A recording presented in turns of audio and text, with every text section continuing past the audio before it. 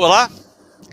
Existe um fenômeno que merece ser estudado com muito afinco: o cinema de Recife. De lá saíram Guel Arraes, Cláudio Assis, Lírio Ferreira, Kleber Mendonça Filho, Gabriel Mascaro, Marcelo Lordelo e, entre eles, Adriano Portela. Ele usa seu cinema com um olhar mais peculiar sobre os ares sobrenaturais do Recife. E depois de Recife Assombrado, o cineasta lança Recife Assombrado 2, A Maldição de Branca Dias. Adriano, é um prazer contar com você aqui no Fazendo a Parte. Obrigado, prazer é todo meu e me inserir aí junto desses feras aí, desses nomes fantásticos do cinema pernambucano. Eu fico muito honrado. Adriano, você foi pegando essas histórias do Recife Assombrado de um livro, né? De um livro do Gilberto Freire, né? O livro Assombrações do Recife Velho é um livro basilar para quem estuda assombração aqui no Recife. Temos outros autores, como Carneiro Vilela, da Emparedada da Rua Nova, também o Esqueleto, que é do próprio Carneiro, o Jaime Gris e outros, mas o Gilberto Freire ele é o grande centralizador dessas histórias mal assombradas, né, quando ele era editor de um jornal chamado A Província, na década de 20 para a década de 30, e que ele mandou um repórter investigar isso, na época que era caso de polícia, e ficou no nosso imaginário, né? Veio da oralidade já, dos nossos ancestrais que contavam essas histórias. Gilberto Freire trouxe para a literatura e imortalizou na literatura, e eu queria imortalizar no audiovisual.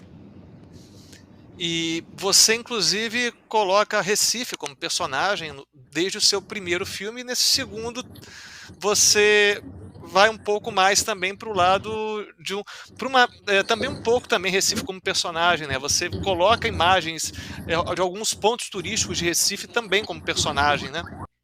Recife é a grande personagem dessa, hoje uma franquia, né? A primeira franquia cinematográfica de Pernambuco, porque ninguém tinha feito ainda filme 1, filme 2, e nós fizemos agora, e o Recife Assombrado é o primeiro longa de terror de Pernambuco, e o 2, consequentemente, o segundo longa de terror de Pernambuco.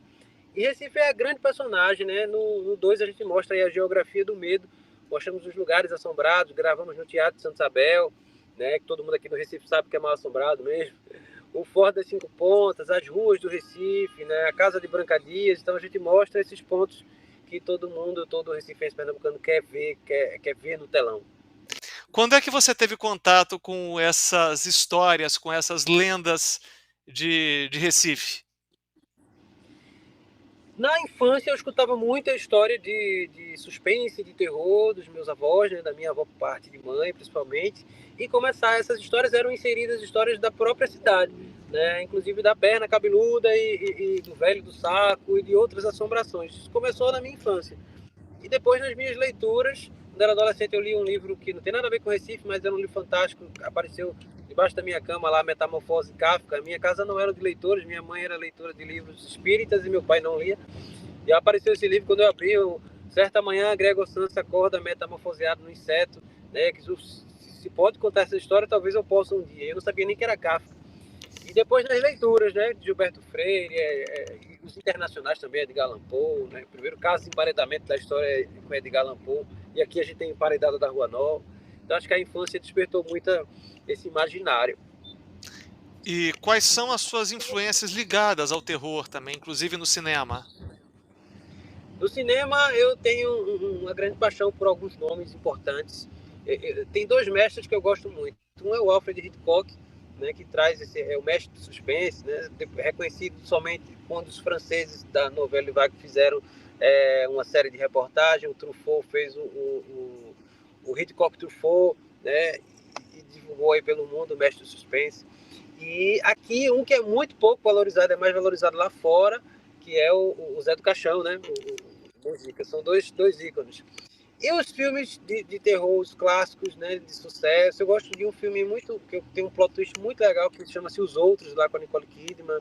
Né? E tem alguns contemporâneos que estudamos para os nossos projetos, tipo The Babadook, A Bruxa, né, e tantos outros que a gente vai estudando. Mas dois grandes nomes aí são o Alfred Hitchcock e o nacional, né, o Zé Mujica Marins. Ah, sim, realmente ótimos.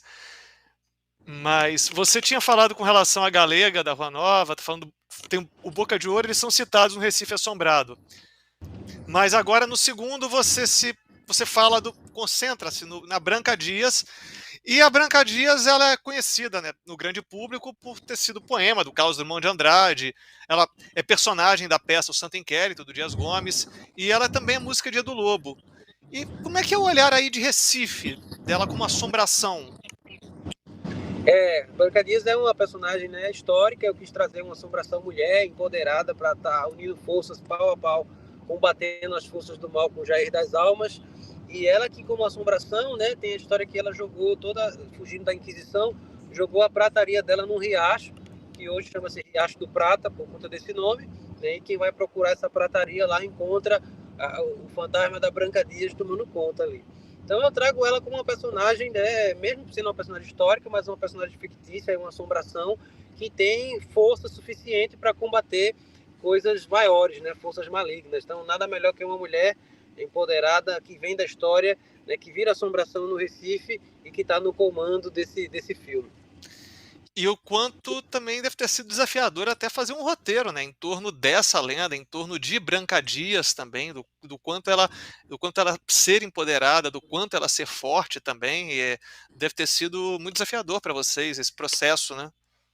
Desde que eu tive a ideia do 1, eu tentei juntar um time de pesquisadores, os caras mais assombrados do Brasil, entre eles Roberto Beltrão e André Balaio, que tem esse processo com assombração quase 30 anos, aí mais de 20 anos. Começou com fanzine, site, hoje está aí no Instagram, nas redes sociais.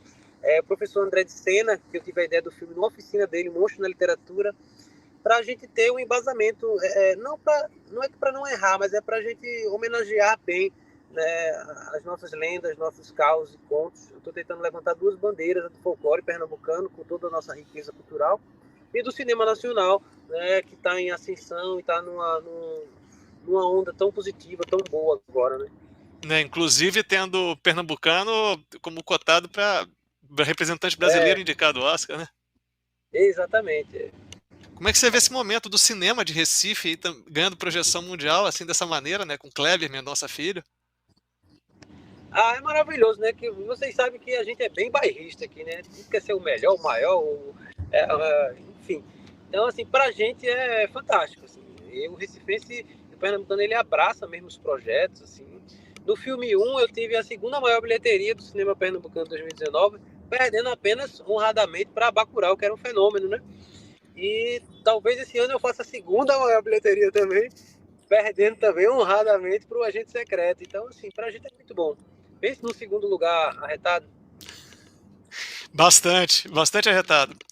E você citou o Jair das Almas e tem o Hermano também, né, que retorna, né, do seu primeiro, do Recife Assombrado, né? O Hermano, ele retorna, ele tem uma missão especial que ele passa para um grupo de jovens liderados pela Vitória Estrada, né, que é uma gaúcha mais apaixonada aqui por Pernambuco. E esse grupo tem a missão de descobrir o tesouro da Branca Dias. E a partir daí começa todo um thriller, né, toda uma sequência aí para se descobrir esse tesouro. Como é que foi escolher esse elenco que você traz o Márcio Fetcher também, além da Vitória Estrada, e escolher o restante do elenco, inclusive até o próprio Daniel Rocha também, né? O elenco é quase todo pernambucano, assim. O Márcio Festa ele já fez muita coisa lá fora, tá em Bacurau também, mas ele é um cara de teatro aqui. Ele tá no meu primeiro curta. O Aramis Trindade, que é um nome importante de peso no cinema nacional, né? Muito bom ator. Não deu trabalho nenhum no set, pelo contrário, foi um take único. Atores que eu tenho um projeto social na cidade chamado Cobogó das Artes, e lá eu formo muita gente. Então eu tenho essa galera no meu elenco principal, elenco secundário e figuração, e equipe técnica também. Então a gente forma a mão de obra aqui. É um projeto de vulnerabilidade social bem legal. E eles estão ali no mesmo elenco com o Daniel Rocha e a Vitória Estrada. O Daniel, ele é de São Paulo, né? E o faz jus ao personagem que no filme 1 ele tem um problema com o pai, que ele passa muito tempo em São Paulo. E a Vitória Estrada foi um convite nosso, porque ela tinha muita vontade de fazer filme aqui em Pernambuco e ela é apaixonada por aqui, então a gente trouxe e foi até bom, né? Porque juntou os dois, aí os dois começaram a namorar no filme, lá no set, né? Então, rendeu muitas histórias. Imagino. Como tem sido esse seu projeto no Cobogó das Artes? Esse projeto é um projeto que eu tenho de paixão, assim. fez 8 anos agora em agosto, é um projeto na periferia da cidade, né? Temos cursos de teatro, de cinema, de literatura, tem um curso de escrita criativa lá, criativa, que é voltada para pessoas de vulnerabilidade social mesmo. Tem almoço, tem café da manhã, tem publicação de livros, sabe? Todos os meus alunos, quase todos, eu engajo nos meus filmes, engajo também em trabalhos para que eles possam fazer teatro nas empresas e ganhar por isso, ganhar, ser remunerado enquanto artista. É uma bandeira que eu levanto, que o artista precisa ser remunerado, precisa pagar as contas, né? Porque para muitos o artista é um vagabundo, é uma coisa que a gente trabalha muito. Então, assim, eu tento levantar essa bandeira de que o artista precisa receber para trabalhar, para pagar suas contas, até para trabalhar feliz. Então, é um projeto que eu tenho muito carinho. Quando você vier ao Recife, está convidadíssimo a conhecer, né, a Cobogó das Artes. É um xodó mesmo. Imagino que deva também, e traz muita gente de valor também pro, não só para o cinema, mas para o teatro, para todas as artes, né? Isso, traz e é muito bonito ver eles no filme, né? Tanto na figuração como no elenco, como na parte técnica, figurino, equipe de fotografia lá, equipe de dublagem. Claro que os que estão começando, eles vão começando nas funções menores, mas, por exemplo, o elenco que se formou já está aí dividindo o quadro com a Vitória Estrada, é o caso da Madu Melo, que está no grupo das assombrações dos pesquisadores com a Vitória Estrada. É no caso do Laerte Augusto, que também está no grupo que meio que rivaliza o grupo da Vitória Estrada. O Anthony Delarte também está nesse grupo. São todos da Cobogó das Artes. E o filme tem uma coisa muito peculiar também. Você traz uma linguagem meio de animação também, né? Você intercala a filmagem com animação também. Como é que você planejou isso? Como é que foi planejado isso no roteiro? Eu trago isso desde o filme 1, foi uma aposta que eu fiz, porque a Vilcine, a produtora do filme, ela é especialista em animação, né? Ela tem um grande destaque nacional no campo da animação. Eu que saí levando live action para lá, mas aproveitei o carro-chefe deles. Deu muito certo, que aí a gente repetiu a dose na animação, agora no segundo filme, né? E tem gente que adora as animações do filme 1 e do 2. Fica curioso mesmo, dá um tipo de contraste muito curioso também, né? Quando mais precisa, né? Tem uma cena um pouco mais que às vezes muda um pouco, parece meio uma alucinação, né? Um ponto de vista diferente também. Acho que fica interessante. Fica muito massa, assim, porque a gente acaba envolvendo outras linguagens. A gente já vem de um filme que a gente bebe da literatura, né? Faz homenagem aí a Gilberto Freire. Então a gente tem literatura, a gente tem animação, que consequentemente bebe dos quadrinhos, e tem a música, a gente tem a música de Chico Sainz aí no final do filme. Então acaba sendo um intersemiose aí, um caminho intersemiótico. E como é que foi o processo de filmagem? Você demorou quanto tempo para filmar, para rodar o filme? Gravamos mais ou menos 2 meses, um mês bem pegado com o elenco, e o segundo mês fazendo imagens da cidade, né, as imagens de suporte. E aí foram mais ou menos 2 meses gravando intensamente, assim, né? Mas deu tudo certo. Assim, eu proibi quem veio do sul, eu assim, não pode comer bode, não pode comer caranguejo, não pode comer comida pesada para não passar mal aqui no set. Como é que tá essa ansiedade agora para o Recife Assombrado 2 chegar aos cinemas? Tá muito massa porque a gente ia estar em 40 salas e agora já são mais de 60 salas, ou seja, está tendo uma procura muito grande. Só que em Pernambuco vai ter todos os cinemas de shopping, né? A Pandora Filmes também está fazendo um trabalho muito legal de distribuição, né? Então, assim, aqui só se fala nisso, graças a Deus se fala nisso. Não sei se a perna cabeluda de 8 metros que eu botei no Marco Zero ajudou a todo mundo falar no filme, que viralizou aí, foram mais de 5 milhões de visualizações. Toda a imprensa deu. Então, muita gente diz, Portela, você realizou o sonho de muita gente, que era conhecer pessoalmente a perna cabeluda. Eu vou conhecer pessoalmente uma perna. Que coisa, é fantástica. Perna cabeluda tem história, né? Todo mundo tá querendo saber se é perna cabeluda, agora virou um fenômeno também, né? Virou um fenômeno. Foi um fenômeno na década de 70, né? E as pessoas acreditavam, ia dar parte na polícia, foi chutado pela perna cabeluda. E agora virou um fenômeno concreto lá, né? E a perna se balança assim, os cabelinhos da perna voam. É uma onda. Eita, que coisa, hein? Então agora é bom saber. Quando eu for a Recife, eu vou querer conhecer também. Tá certo. E como é que tá? Você acha que tá o momento pro terror no Brasil?